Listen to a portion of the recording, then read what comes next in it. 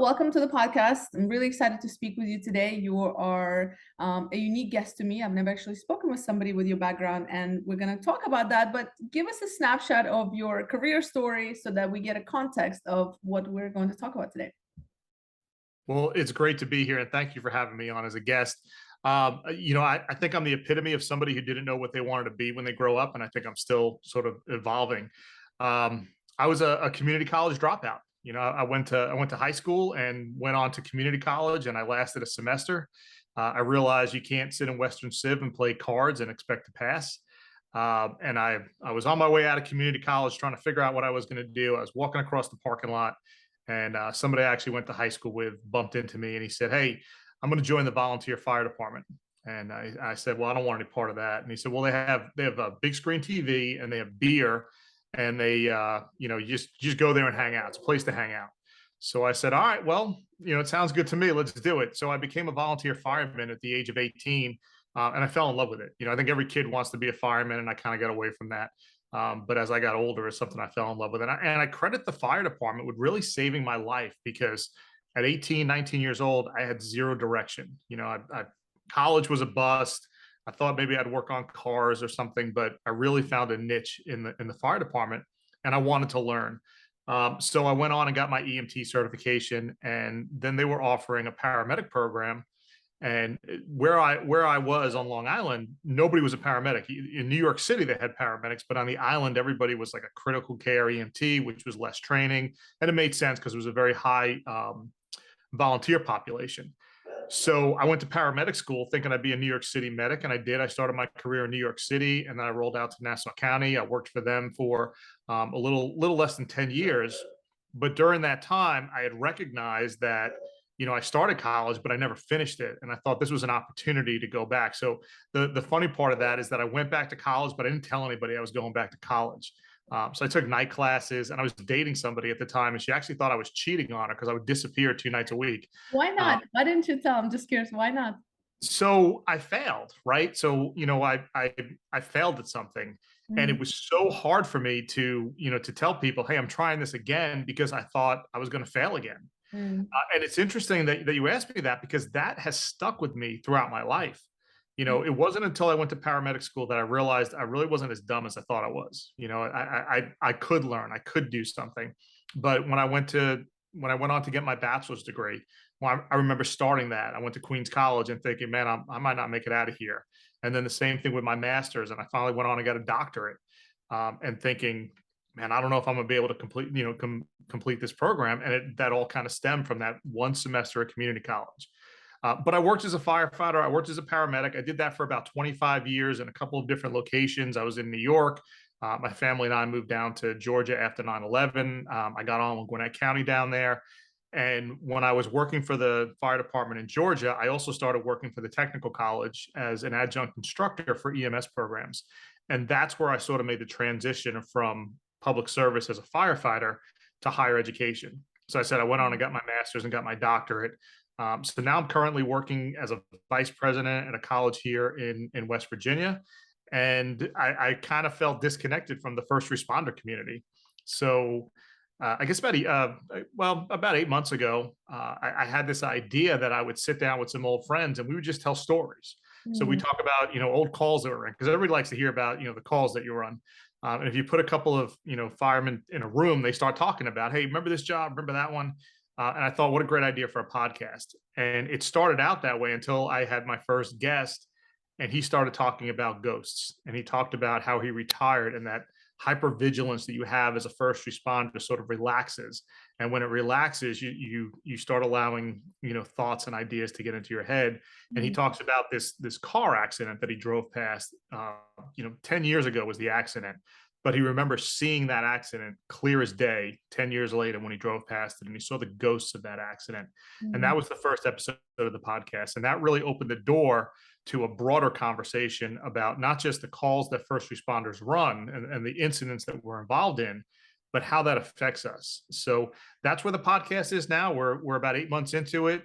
We're in the middle of season 3, and we're going strong. We're having some great conversations, and the podcast is called Stories from the Road. mm. Yeah.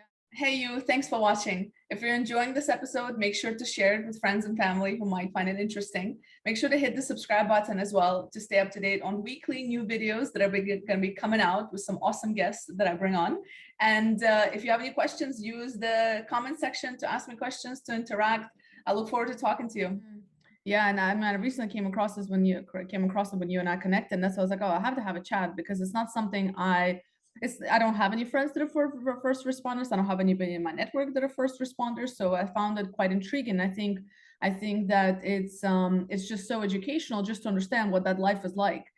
Because it's very, us as customers, I guess, your customers on the other side, right? Where we tend to be a little bit judgmental, and we tend to be like, trying to kind of, suggest better ways of doing certain things, but it's not until you're in those roles, like in many other cases, right, is that you actually understand the ins and outs and the challenges and all those things. So I think it's quite interesting. And I have to say I relate very much to your community college story.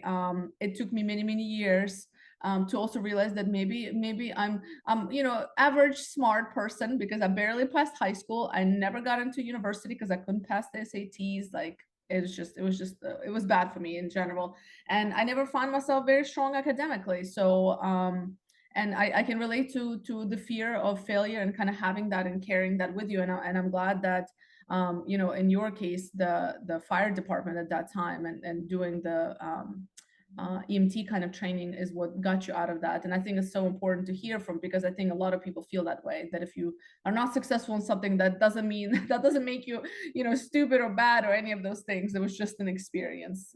So I very much relate to that. Thank you for sharing that. And that's so I'm just going to jump on that for 1 second, because that's what I like so much about the work that I do now in higher education. I always say we don't have any rules. If you want to take one of our classes, you can take a class.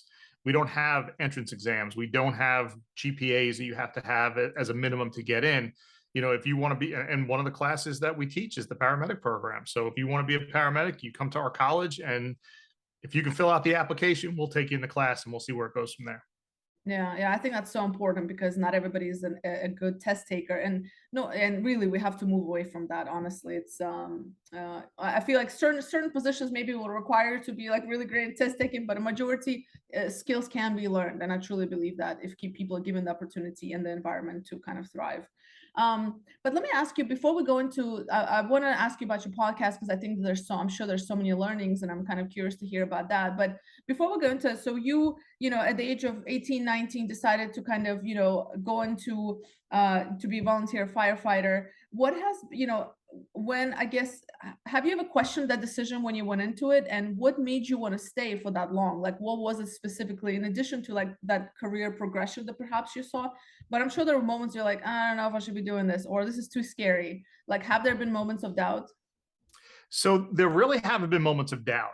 What there have been is there have been moments where I wasn't sure how I was going to react to something. Mm. So I think the easiest example is you pull up to a building fire, and it's fully involved, and there's flame everywhere, and you think to yourself, is this going to be the tough one? Is this going to be the one where it's too hot, or I get hurt, or something along those lines? But I think all that sort of goes away the second you hit the front door. You have a job to do, and you do it, and you're well trained, and everybody around you is in the same situation. We're all in this together, and we're going to go get it. But there have been times where, I remember, some of the calls that I guess were more difficult to deal with. So suicides, right? So you get a call for a suicide, and it's someone who maybe put a rifle in their mouth and pulled the trigger. And it's, I don't want to say it's not a big deal, because it's not a call that's difficult to handle.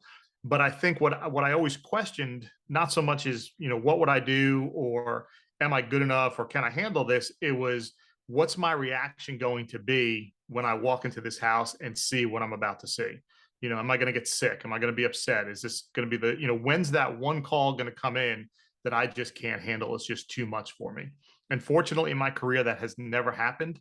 But I have seen other medics have those sort of responses. When it comes to fires, like I said, there's nerves, there's some concern. Maybe in the very beginning, when you're going to something really big, But I think the second you hit the ground and the second you start doing your job, at least for me, that goes away and you're in the moment, and you have to rely on your training and your skill and your instinct, and the guys that are around you. But so I never had any doubt about the career. I never had any doubt about, what would happen to me. I think the only concerns I ever had was how I would react, and that was mostly on the medical side than it was on the fire side. Yeah, like what is that one thing that's gonna break me, right? Because I mean, everybody's different, so it does happen. There's nothing wrong with that, absolutely, but it does happen. And so I imagine, so like in the world of therapy, for example, right? Like when therapists kind of do sessions with clients, after X number of sessions, they have to have a therapy session themselves, just to kind of release all that energy. And in the world of first responders, I'm sure there's a ton of that. And I'm sure there's a ton of training in terms of like, how do you set your mindset? How do you prepare yourself for uncertainty? You have no idea what you're going into a lot of times. So what are some trainings that you feel have been like, absolutely grounding in that sense? And is there anything that regular people in everyday life can try at home to help prepare for certain, I don't know, uncertainties that might pop up?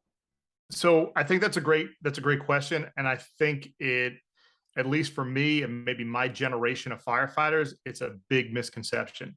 Mm, So, and I'll give you a good example. The first call that I was involved in as a firefighter was a tractor trailer that hit a small Toyota, put it against the pole, and this guy's legs were essentially amputated right there in the street. And we never had any training. We never talked about it.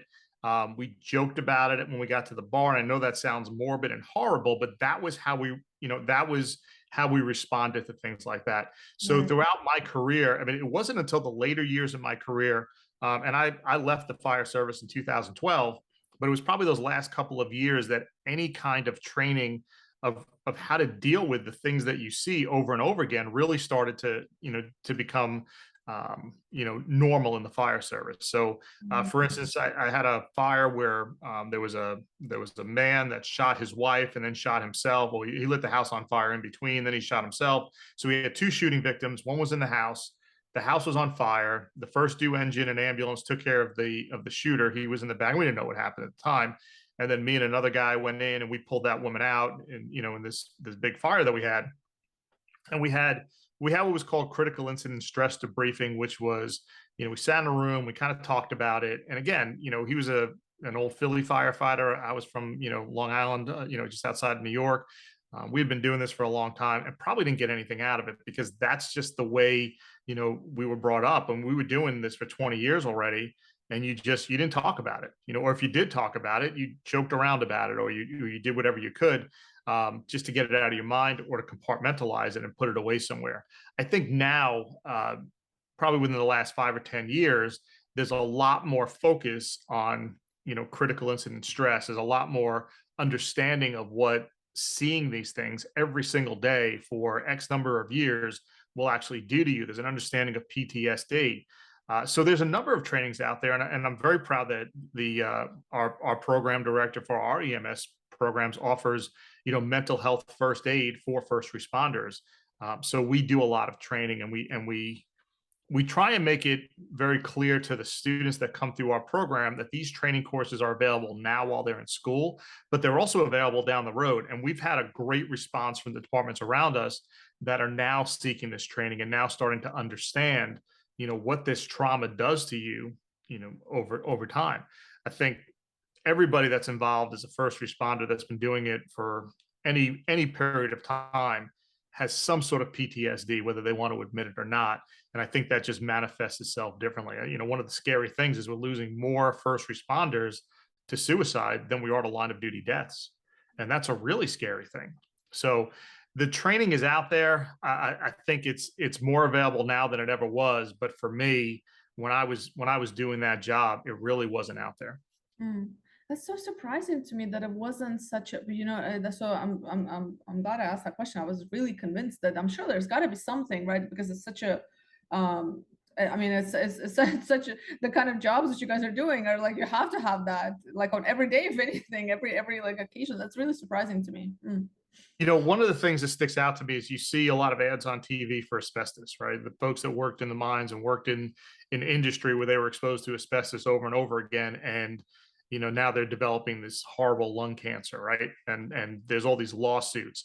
And I think at some point, the lawyers are going to look at first responders and say, you know what, you were exposed to all this trauma for 20 or 25 or 30 years, and nobody ever did anything to support you. And now you have this PTSD. And the next wave of class action lawsuits are going to be first responders suing their departments because they knew that they were exposing all these guys to this trauma and they weren't doing enough to support them. And I don't know if that's ever going to happen, but I think that analogy is it's accurate, and it wouldn't surprise me one bit if those lawsuits started coming down the road for all those guys that were exposed, and ladies as well, that were exposed to PTSD and never had any treatment or any preparation or anything for it. Mm. Yeah, and now with all the research we have in terms of neuroscience and kind of the what's happening on the subconscious and what's happening in the brain and different areas that are affected when we experience trauma, we can see it on what's the word, on scans. Mhm. Versus maybe 10 years ago, we didn't see that because this is a lot in the world of just kind of talent, human development, so to say. So there's a lot of research. So I'm sure, I'm sure there's a ton of research. I'm not a scientist, but I've read a lot about it. And it's really over the last like 5-10 years that we've been really coming out. So I think that's probably going to play a role significantly. Because now there's evidence like it actually does affect us. We might not realize it, but there's something happening in our brain that normally doesn't happen. Right. So that's interesting. What I wanted to ask you, so you've kind of mentioned this before, that there was a moment when you just kind of kept waiting for that thing to happen for you to realize, for you to be like, okay, maybe this is it, maybe I'm done here. So I'm sure that was a learning lesson for yourself, about how much you can actually, take on essentially and process. What are some other things that you've learned about yourself over this last, such a long career as a first responder? So I think one of the more interesting things that I recognize. So I was a firefighter on Long Island. I moved down to Georgia when I guess I was in my early 30s, and I got on with the fire department down there. I think it was 34 or 35 when I got hired. I knew a whole lot about firefighting. I knew how the job worked. I knew the tactics. I knew the techniques. I've been doing it for so long. But when I went through the fire academy in Georgia, one, it was warm. It was Georgia, so it was warm weather out there. And we had this one instructor, and he was just kind of a sadist. He wanted to see how hard he could push us. And part of that is going through an academy. You do get pushed, but I think this guy just really enjoyed it a little bit more than he should have. And they would push us. And I remember that it was the last day that we were really being pushed before I think we graduated in like 2 or 3 days after that. So it was the last day where they could really beat the snot out of us. And they lined us all up, and we're all wearing our gear. And again, I'm, in my mid 30s. I'm with kids that are, 21, 22 years old. And you had to crawl, and you had to crawl something like 50 yards, right? And it was on a hill, and it was just a mess. And you had to crawl as fast as you could, wearing, 40, 45 pounds worth of gear. And whoever won, they were done. They didn't have to do it anymore. And if you didn't win, then you had to just go back and crawl the other way. You take a 2-second break, and then off you go. And I remember getting to the point where I knew I wasn't going to win. I was, and I'm not using my age. I mean, these guys were in better shape than I was. But I got to the end, and instead of waiting for him to say, all right, turn around and do it again, I just turned around and did it again. I said, you're going to beat the snot out of us. It's fine. Anything that you can put on me, I can take, and you're not going to break me. And that's what I learned in the fire. I didn't learn anything new about firefighting, but I learned how hard I could push my body. And that is a really important thing to know, because firefighters die 10 feet from the front door. They get to a point and they can't push any further, and they're trying to get out, and they're in a bad spot, and they end up dying close to the front door. So knowing that you can push yourself just a little bit harder, and knowing that someone is not going to break you, that is an important thing to know about yourself. And maybe that's the extra 10 feet that it takes to get out of a building and survive a catastrophic event. So that's what I've learned. Mm. And when you were growing up as a kid and like as a teen, right? Did you already have this innate in you, this kind of keep moving forward, keep kind of going mentality? Or do you feel like you've developed it, or do you feel it came to life because you were put in an environment where you had an opportunity to, or have you always had that? So I think I've always had that. I've always been someone that if I didn't know how to do something and I wanted to know how to do it, I learned how to do it. And it didn't matter how I got from point A to point B. And a good example, this probably sounds a little silly from what I just talked about, but I always wanted to learn how to play the piano. I was probably the only kid that ever asked his parents for piano lessons. We didn't have a piano in our house. My parents just said, I don't know how we're going to teach you how to play the piano. We don't have a piano. So I would actually sit in the high school. We had a kind of like a cafeteria auditorium combined, and there was a piano sitting there. And every day after school, I would sit there and try and figure out how to play a piano. And I got pretty good at it. I could, I mean, I'm not a musician. I can't go on tour with the band or anything, but I learned how to play the piano just by sitting there and doing it. And I think, podcasting, right? I had no idea how to do a podcast, but I learned how to do it. I watched stuff online, and I read and I researched, and I figured out what equipment I needed because it was something I wanted to do, and I did it. So I think that mentality of maybe not being broken, but wanting something so bad that you'll do whatever it takes to get it. I think that's always been with me. Mm. And that's interesting because so I do a lot of young talent development, and I've worked in my early in my career with high school and university students, and I'm just still so mind boggled because you're one of many examples, and you're like a prime example in this conversation in terms of that you had a certain set of skills that a lot of people innately just simply don't have. So college, going through traditional community college or university was probably not going to be your route anyway. Yet the reality is that a lot of times young people are not even exposed to other opportunities, right? I feel like there's not enough awareness to say like, what else is there that I can do? And because listen, it takes a lot to become a firefighter or a first responder, regardless of what was the reason you went in, to stay in it that long and to have the mindset. And just from this conversation, what you're telling me about, it's not easy. I mean, there's people working regular corporate job that cannot handle everyday stress, and goes, I'm not joking them, but that's the reality. So the fact that you've had that mindset, but again, I mean, whatever I guess people believe in, I mean, maybe it was just meant to be for you to kind of run into your friend from high school. But what if you didn't? And it could have been like a potential wasted, or maybe, you know what I mean? So, and I feel like so many young people are in this situation where we're trying to put them in these boxes, and if you're not passing exams, if you're not doing well in university, it's almost like you're written off, when in Mhm. fact, again, you're one of many prime examples to say there's a much different way where not everybody can take this route either. I think that's really interesting. And I'll give you a good example. So I have three kids, and my two oldest are in college. So I have a daughter, super smart. She was going to a university from day one. She's at Mississippi State right now. I went to Georgia. I'm drinking out of my Georgia cup, and she broke my heart and went to Mississippi State, but that's a whole nother story. But that was always her path. She was very smart in school, very conscientious. She went to the football games. She was a cheerleader for a while. She was that kid, and her path was always going to be a 4-year degree, maybe a master's, doing something else. My son, on the other hand, he's exactly like I am, right?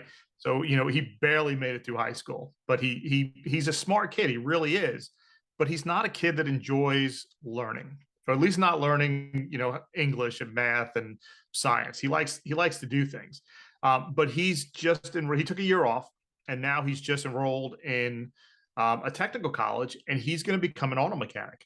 Mm. And that is something that he really loves. Like, he bought an old car a year ago. He bought a 1993 Honda. It's a little sport, Honda del Sol, and we've been working on it. And he tells me, he's like, yeah, hey, I bought this part. I'm going to put it on, or I'm going to do this to the car, or I want to learn how to. And he's had no training yet. And I know how to work on cars. Working on cars since I was a kid with my dad. So he and I do a lot of stuff together.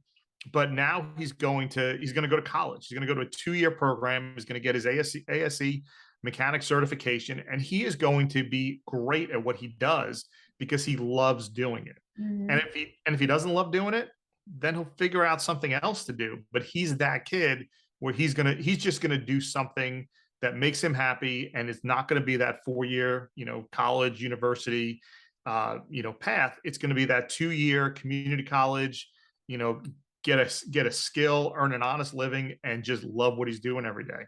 I couldn't be more proud of him. I mean, I'm proud of my daughter as well, but I'm proud of both my kids, even though they took totally different paths. Yeah. And my younger son is, I don't know, I think my younger son's going to go the university route. I'm not sure yet. He's still in high school, but I'm so proud of the two older ones for, following what they want to do. Even that year off that he took, I think it was really important for him to take a year off and figure it out. Because if he went to a 4-year college, I don't know that he would have been successful. I mean, he's stubborn, so he probably would have been, but I'm not sure that he would have really enjoyed it. He probably would have left because he wasn't doing what he wanted to do. So that gap year really allowed him to figure out what he wanted to do, and I think this is his fit. I think this is what he's going to enjoy, and I see him going in a whole bunch of different directions, like Yeah. owning his own shop or buying these old 80s and 90s cars and flipping them and making some good money doing that. He's just, that's what's in him. But I think he's going to do really well, even though he didn't go the traditional college route like other kids go. And I think it's just fine what he's doing. Yeah, yeah, and I love that example. Thank you for sharing, because it's just that's kind of my message here, is to say, like, there's so many ways to enjoy what you're doing, right? Make money, have that purpose, and that is more valuable than, a lot of the, so to say, like, going by the books kind of work. And I think it's really good. And again, like you said, for some people it's the way, and for some people it's not. And my push is, like, for those that, not always going to that traditional route, like, there's so many options. And I really encourage people and parents to, like, explore those options and not be afraid. Like, a kid is going to be fine. They're probably still going to make some money. As long as they love what they're doing, they'll find a way, they'll be okay, because that's the concern for parents. They want to be happy, they want to be financially stable, right? So I think that there's the great examples. So thanks for that.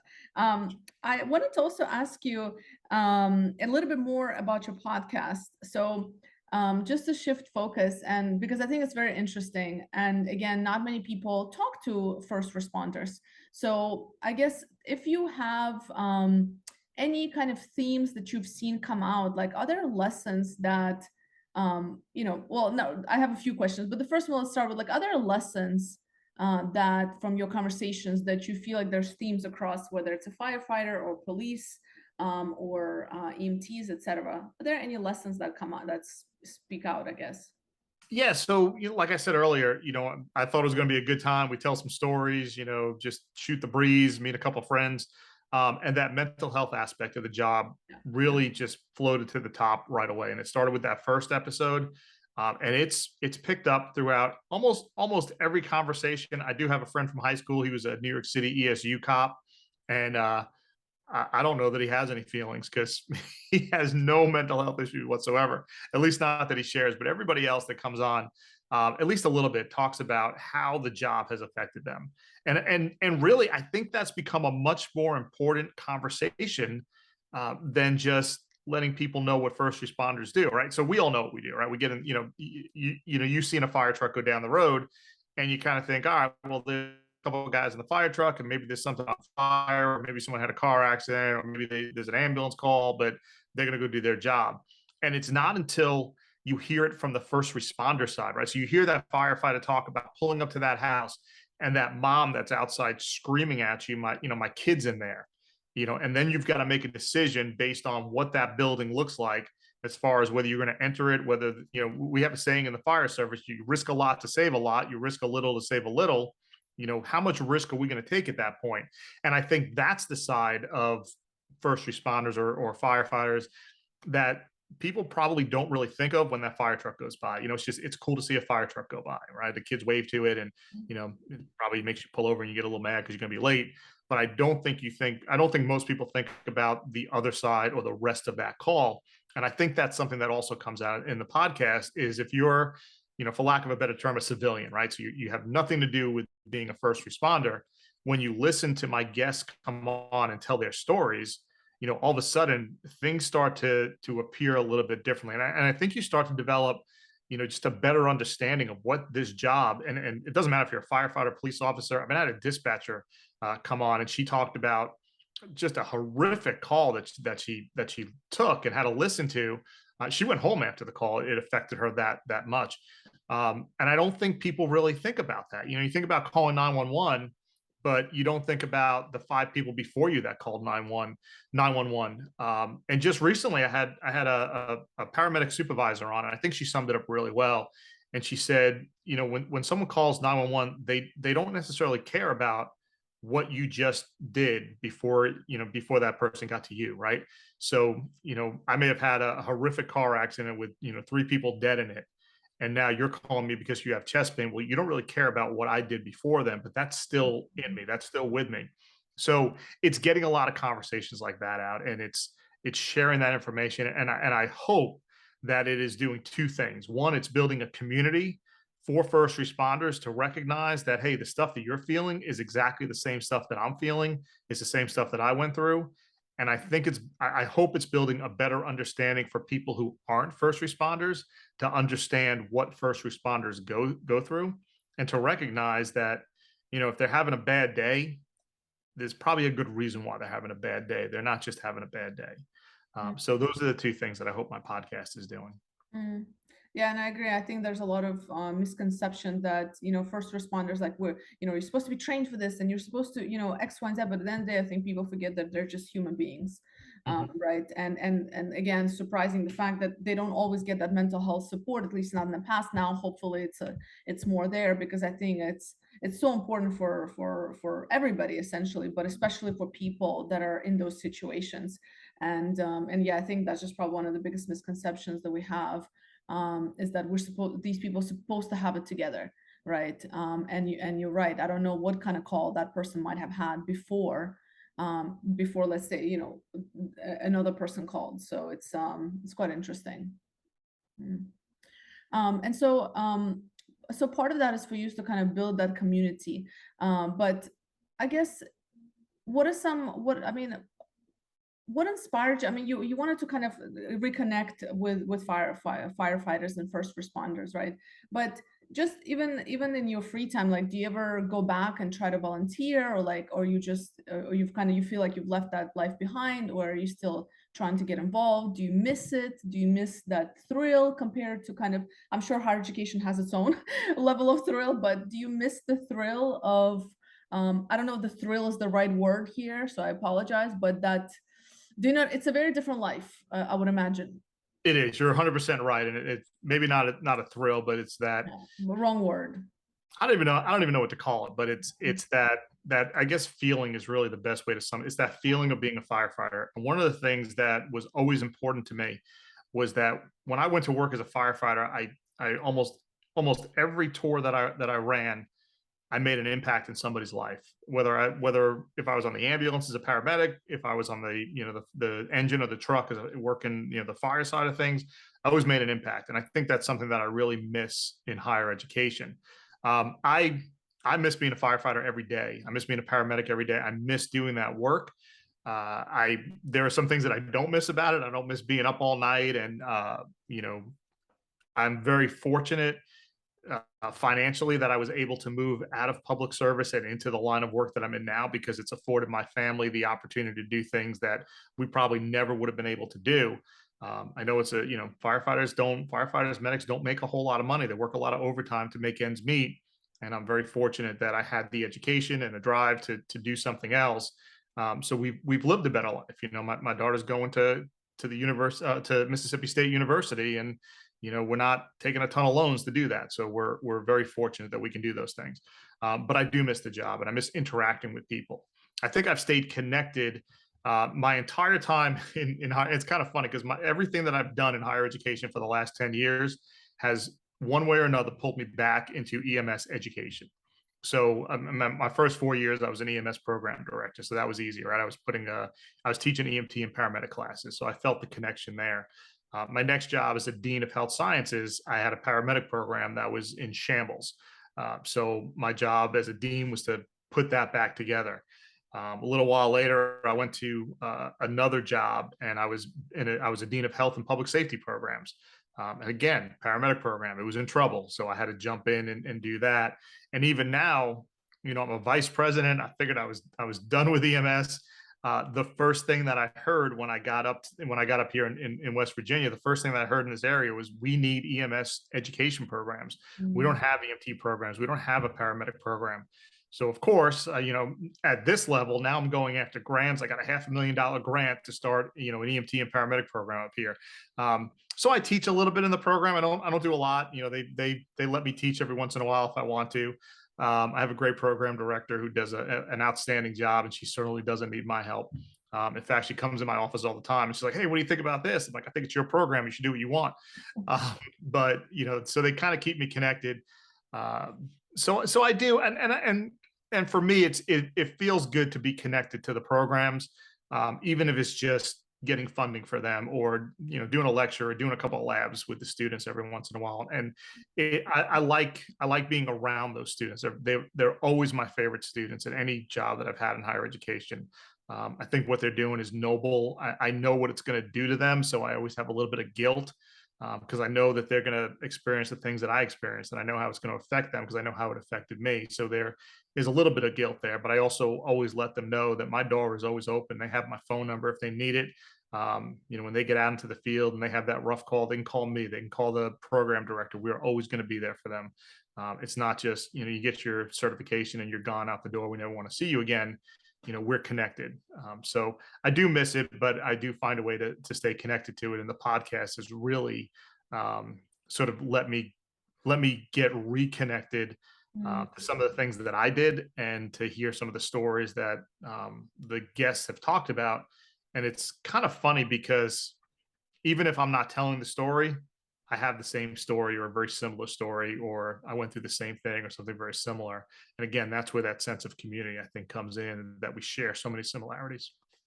Yeah, absolutely. And so on just a last question for me is on the topic of mental health. So you've gone through your own experiences. What do you do today to kind of help maintain that the mindset, and help kind of manage some of the things that you've seen as well? Are there particular routines or habits that are in place to help you with your well-being overall? I don't know. I'm probably pretty unhealthy when it comes to mental health, because I don't do anything. I don't do yoga. I don't meditate or anything. I am really good at compartmentalizing it, and I Mhm. push it down. I push it aside. With that being said, there are certain things that I do. So I work out at a CrossFit gym. I'm still fat, but I work out at a CrossFit gym. But when 9/11 comes around, that's just a bad day for me. I was in New York that day. I was working that day. It is just it affects me, and I know it does. So I go to the gym and I do a 9/11. We call it a WOD. It's a workout of the day, and it's just a brutal beating, but that feels good to me. I have a good friend of mine who took his own life, and the guys at the department that I used to work at, they created a workout that has his name on it. So every October I do that workout. So I think I do little things here and there, but for the most part, I don't talk about it. I kind of push it down. I sort of keep it in the back of my mind. I know that it affects me, and I can feel it. And in fact, when I started doing this podcast, I recognized that I was getting really angry, for no reason. I was getting really angry at things, and I wasn't sure why. And it didn't dawn on me until later on that having these conversations in this podcast was really starting to bother me.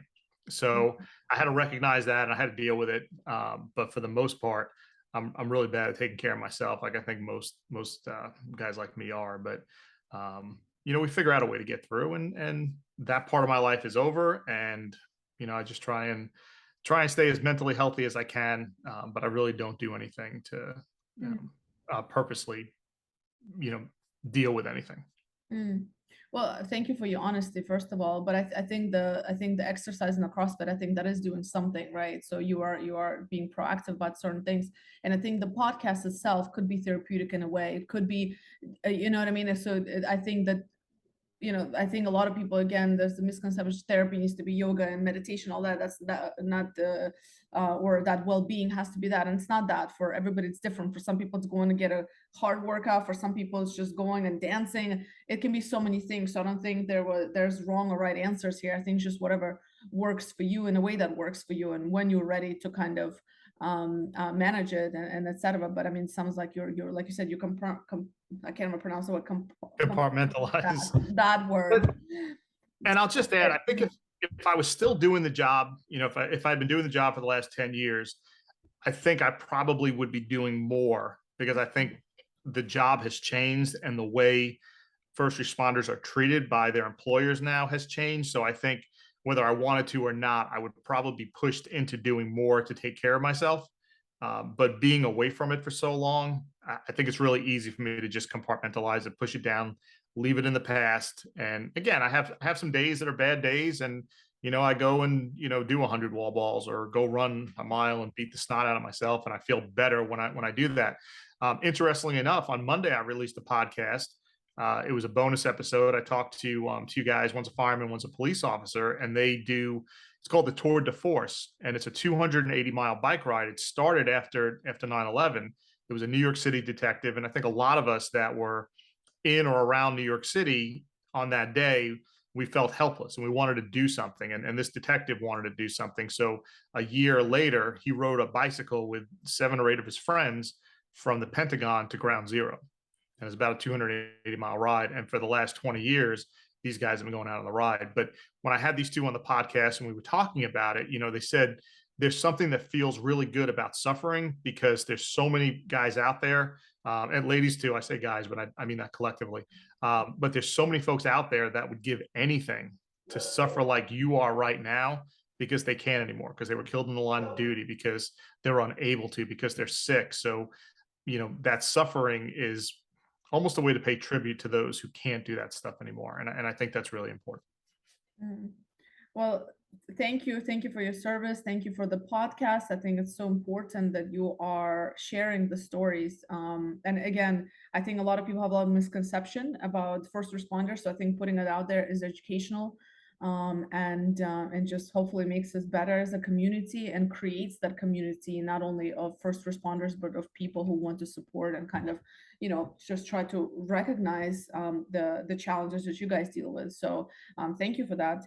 Can you just give a shout out in terms of where you're hosting your podcast? Where can people find you if maybe they just want to connect or join the community? Sure. So we're on social media. It's Stories from the Road podcast with an underscore after each word. We're on Apple, Spotify, and all major podcast platforms. If you search for Stories from the Road, Stories from the Road is the name of the podcast. And our website is storiesfromtheroadpodcast.com. So all different ways that they can find us. We're out there. And I'll make sure to share that in the description as well. Phil, thank you for your time. Pleasure to talk to you. Thank you for your stories and for all that you're doing for the community. Thank you. Well, thank you for having me on. I really appreciate it.